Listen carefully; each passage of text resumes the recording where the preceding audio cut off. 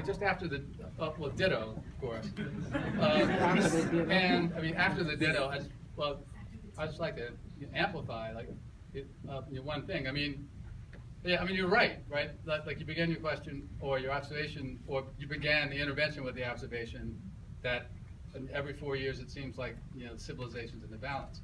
And what that has typically meant is that, that's the reason that you shouldn't ask any questions and go vote for this bullshit Democrat who's going to do you the same way the last one did. Right. And will tell you, I can't do anything for you now, don't worry, I'll come back to you after I finish service in Wall Street.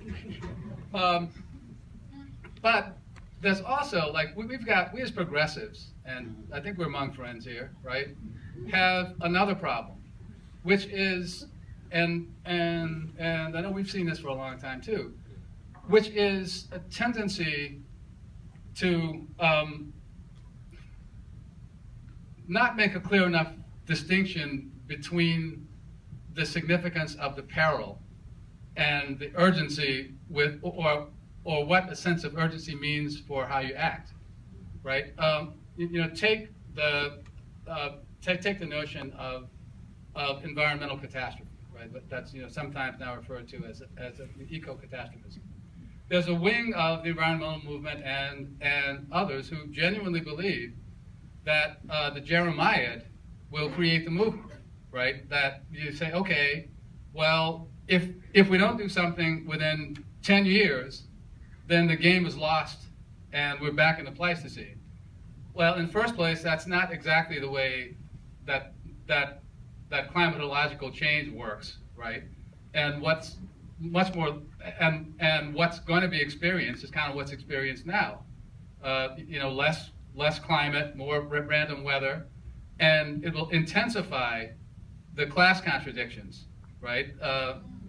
In the society and across the world. But beyond that, well, if we say that if we don't do something within 10 years, then the game is lost, well, then what is there to do except get a really nice bottle of scotch and sit down and put on Coltrane and wait because we can't do anything. There's nothing that we can do, right, to turn the tide of ecological degradation within a 10-year period, because its roots are in capitalism, and we can't attack that without building a popular movement that can transform an institution. So my point is really that, yeah, the sense of crisis is there, and so it keeps us going, this, that, and the other, but it can also be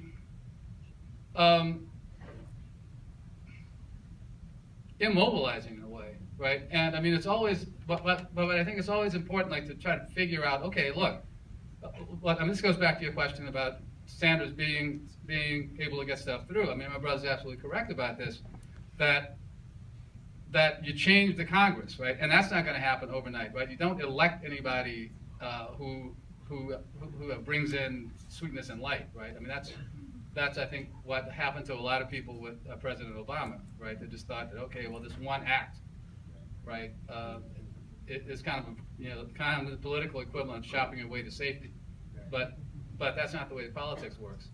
Anyway. Right here in the front.